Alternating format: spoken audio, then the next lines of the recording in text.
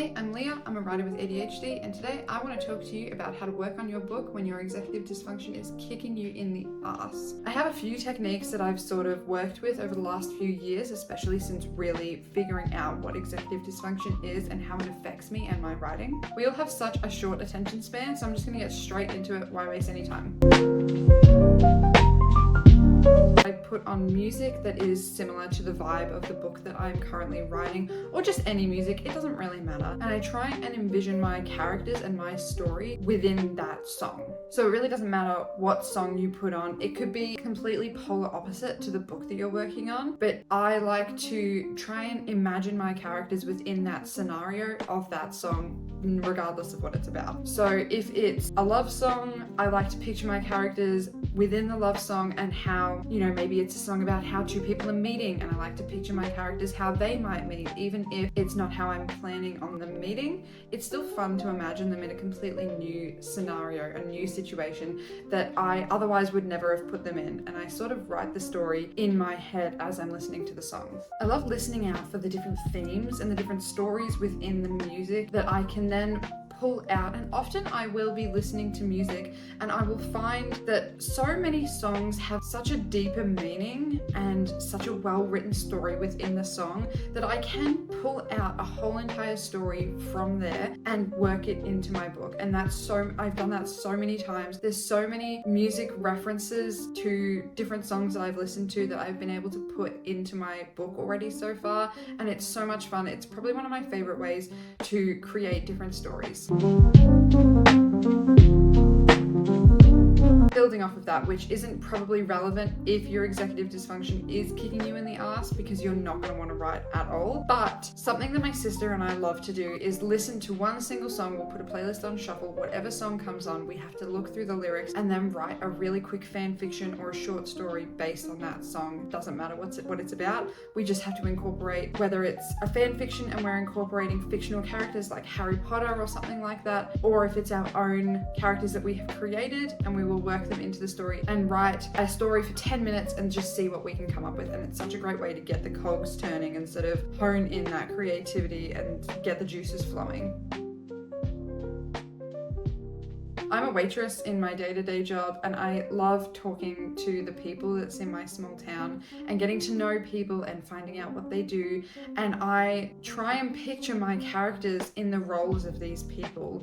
And, if they've got different hair to my characters, or if they dress a different way, and I imagine my characters being these people as I'm people watching around the cafe that I work in. Even if I'm just people watching whilst I'm driving and there's people walking down the street, I sort of think, well, that person's got curly hair. My character doesn't have curly hair. What would they look like if they did? And I try and envision them in these different lives, being these different people. Another thing with people watching and getting to physically talk to the people that you are people watching is getting to know different names and different traits of people. If you're in a job where you can't really people watch, or you're not really talking to people regularly that you're going to gain inspiration from, something I also really like doing is just taking different traits or names or bits and pieces from my friends. Every single one of my friends they're so different. They have different hair, they have different physical traits, they have different mental traits. They are all such unique and complex people, and I love picking and choosing different traits that I find and incorporating them into my characters. I find that using examples from actual real life people like your friends, the people that you know the most, is such a great way to get your characters to feel more 3D, to make them feel like they are real people, because you're pulling traits and aspects and aspirations from actual real life people that you know and love. My third and final one for this video is one that I heavily relate to. It is the one that I probably use the most, because sitting on the couch and watching TV shows or movies, or in my case binge watching so much UK YouTube, it's insane, and it's basically all that I do with my time. So I love looking at these people that I'm watching in a TV show like Friends, or different movies that I'm watching, or even YouTube, and picking these characters or real life people, and again imagining my characters as these people. My housemate and I watch so much Friends, it shouldn't be legal, it's ridiculous. And I love putting my characters in that situation and imagining, my characters are in such a heavy high fantasy world? What would it be like if they lived in an apartment in New York City? Which character from Friends would they be if they were? I find that I enjoy pulling the traits and aspirations from movie or TV show characters that I do find quite lifelike and realistic, the same way that I would take traits and aspirations from my friends as well. I think things like that, finding a character that you really, really love with all of your heart and pulling out your favorite traits about them and incorporating them into your own character is going to help you like the character more, but it's also going to help your reader like the character more as well, because you're finding a character that is likable, that you already love, and pulling your favorite things about them and putting them into your own characters.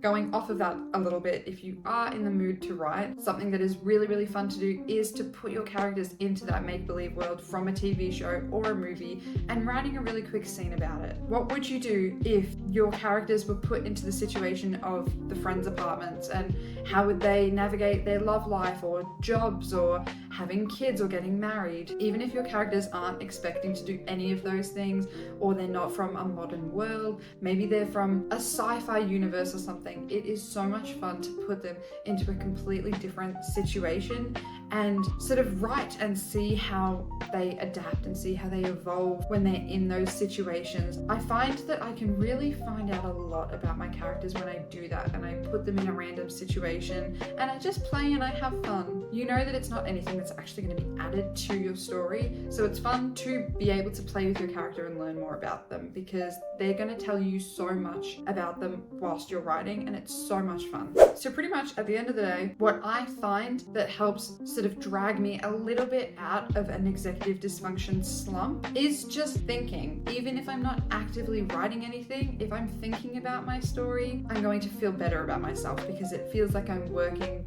towards adding more to my book. Some days I can't even think about my story without being just filled with so much guilt that I'm not actively working on it, because my executive dysfunction is kicking me so hard and I can't get myself to sit down at my desk or to wake up early enough to sit down and write. And some days it is really, really hard. It is so challenging. So yeah, I'd love to use all of these different little techniques and different things to just help me generate ideas. And even if I'm not even gonna add anything to the book, even if I just think about them and I completely forget them because I haven't written them down in my phone, because I'm terrible at that, it helps me to know that I'm at least thinking about it, and to know that that's a step towards actively working on my book, because I'm generating ideas and I'm thinking about things. Really, all that you can do is your best.